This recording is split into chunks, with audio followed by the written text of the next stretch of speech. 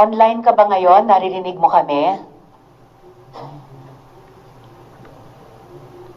Yes, ma'am. Naririnig ko po kayo. Okay po. Salamat po sa pagdalo nyo sa hearing natin online. At muli salamat po sa iyong video na pinakinggan namin ngayon lamang. Elias David, ikukumpirma ko ulit para on the record, para sa amin at saka live.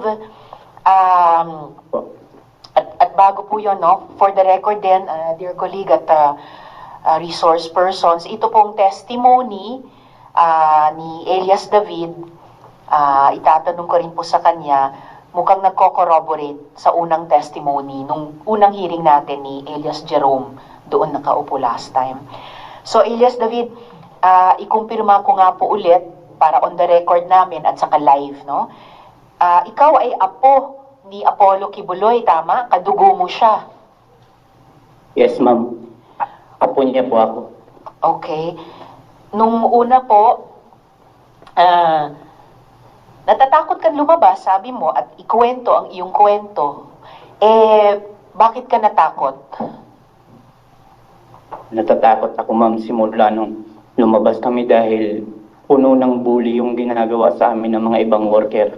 Palagi kaming sinasabihan na hahabulin kami ng angel of death. Sino naman yung angel of death na yun?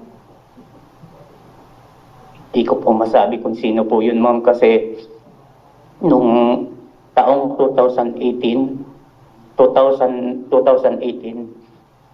may mga kasama akong dating full-time worker na ganito rin yung kaso nila, lumabas din sila at meron din silang against sa loob ng kingdom. May 3 akong kasamahan na namatay. Lahat binaril sa ulo. Oh my God. 3 po yun sila. Hindi ko po masabi na taga-kingdom ang pumatay, pero buong buhay po namin dyan umikot sa loob ng kingdom. Kung lumabas man kami, wala naman kaming kaaway. Napakabigat nung huling binanggit mo, Elias David. At mamaya actually dun sa isa pa naming witness, victim survivor, si Elias Jackson, ay may itatanong din po ako sa kanya kaugnay nung binanggit mo. So, nabanggit ko nga kanina, yung video mo kanina ay nagko-corroborate dun sa bahagi nung unang testimonya ni Elias Jerome.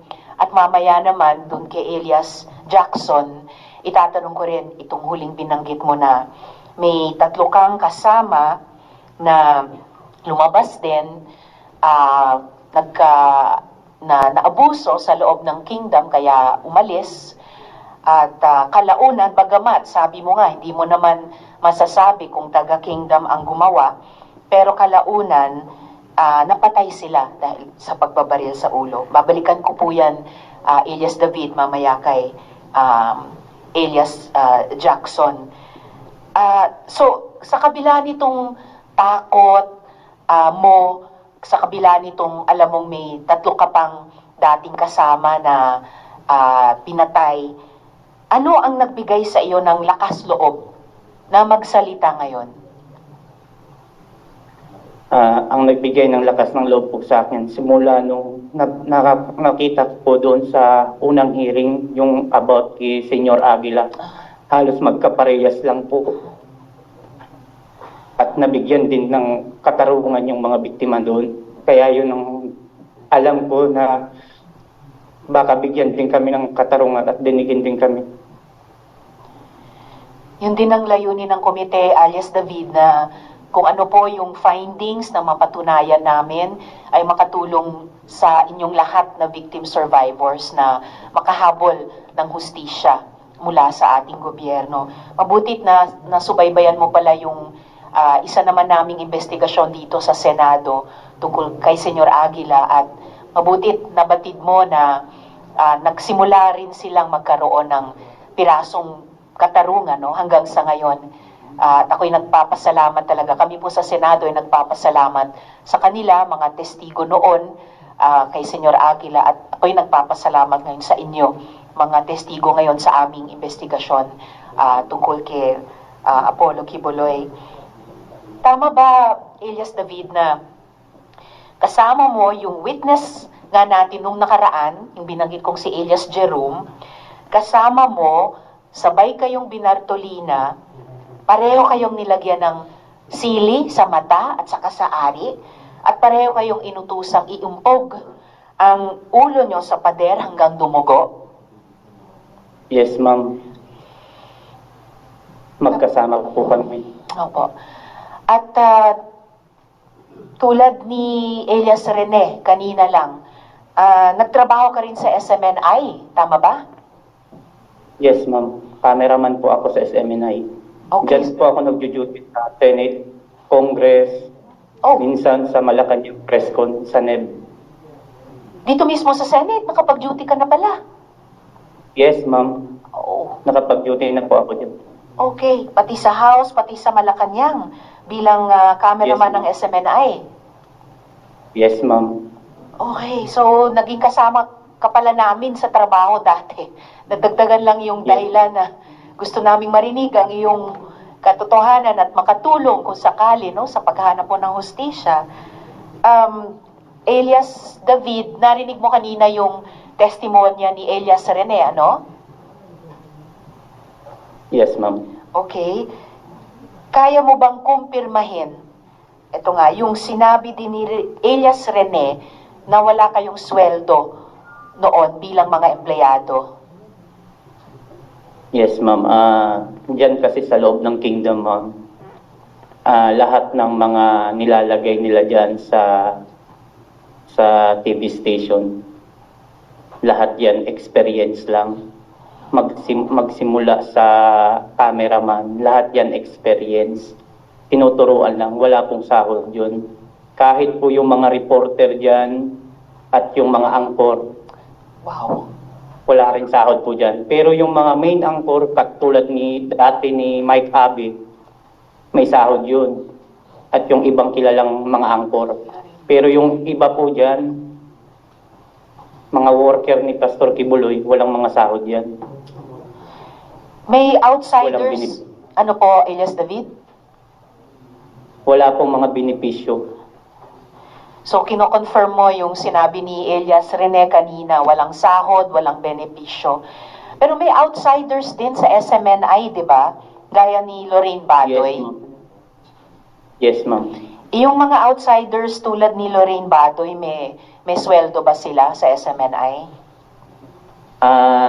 Sa akin, ma'am, during my time, ang kasama kong tagalabas nung nandyan pa ako sa Kingdom, si Erwin Tulpo at si Mike Abe.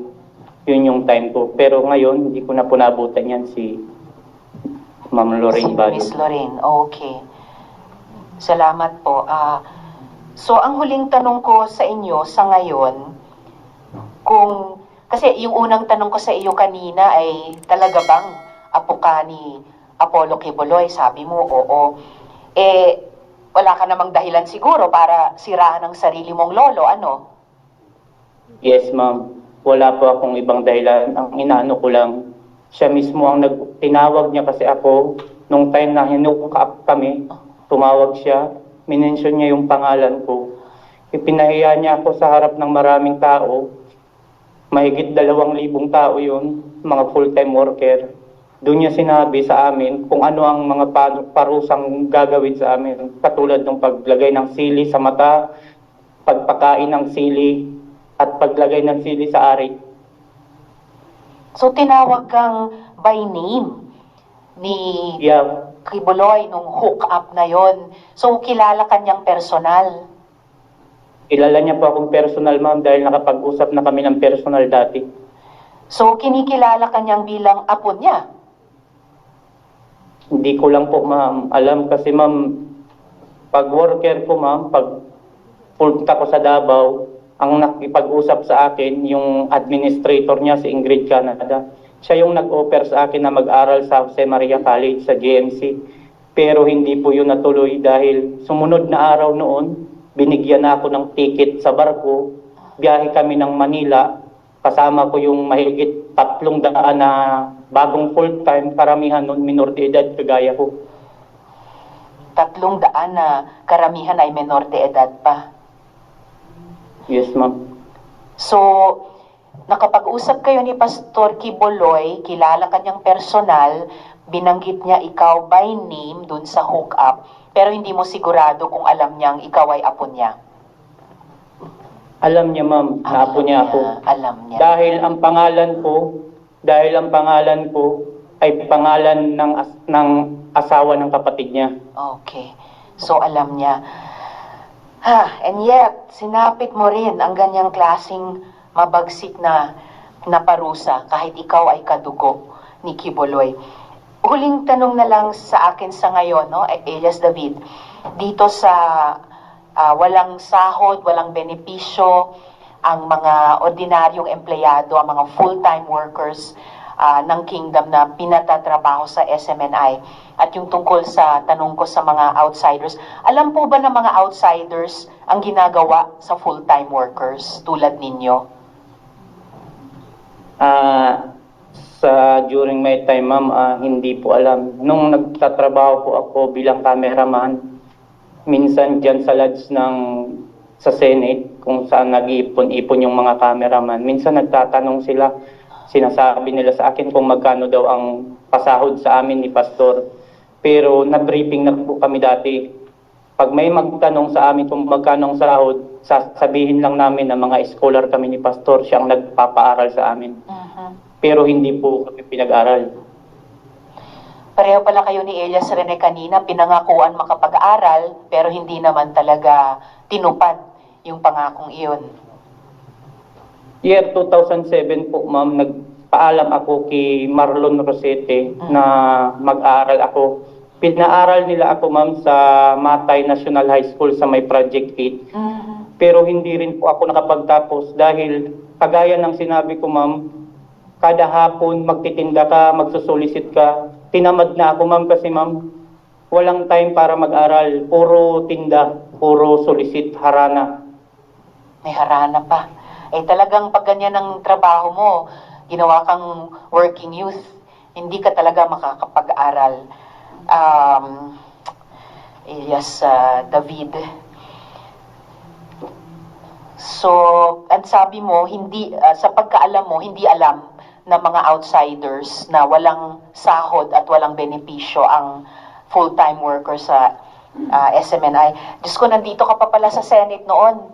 At sabi mo nga, pinapasabi na lang sa inyo na scholar kayo ni Pastor. Pero kahit scholar, pag pinagtrabaho, dapat may sweldo. Hindi yung kayo pa yung abonado, ano po. Dito sa Senate, pinaglalaban din namin yung mga on-the-job training, mga ganyan, na dapat may compensation ang trabaho nila. So, maraming salamat, Elias David. Yun yung mga tanong ko namin sa inyo sa ngayon, pero please stay online kasi baka kami nung mga kasama ko ay, may tanong pa. Siguro huling palang tanong sa iyo sa ngayon, Elias David. May mensahe ka ba sa lolo mo? Yung lolo mo na wala ka namang dahilang siraan, yung lolo mo na sabi mo alam naman niya na ikaw ay apo niya. May mensahe ka ba sa kanya? Ang mensahe ko lang po, kay Pastor, binangakuan mo ko ng sabi mo magandang buhay. Pero ibinigay mo ako sa kamay ng mga kasamahan mo para babuyin ako.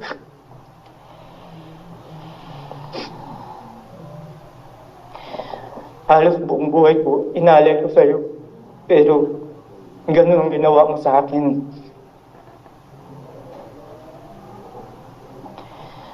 Maraming salamat, Elias David.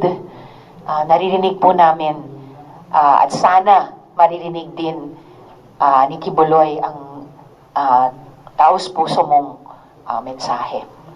Salamat po. Ma'am, Yes, Aid. gusto ko lang pong isabi kung sino yung mga kasabot sa pagtorture sa amin. Yung nagpahirap talaga sa amin. Diyan sa Novaliches, Quezon City. Si Nening Lisada po, siya yung administrator ng building dyan sa compound ni Quiboloy sa sa Novaliches. Mhm. Si Marlon Rosete, head ng Logistic Department at the same time may position sa SMNI. Si Gio Ayang, personal driver ni Kibuloy at the same time bodyguard. At si Benji Gantalaw, coordinator at ministro. Crisanto, hindi ko matandaan yung apelyido. Ito po yung head ng security.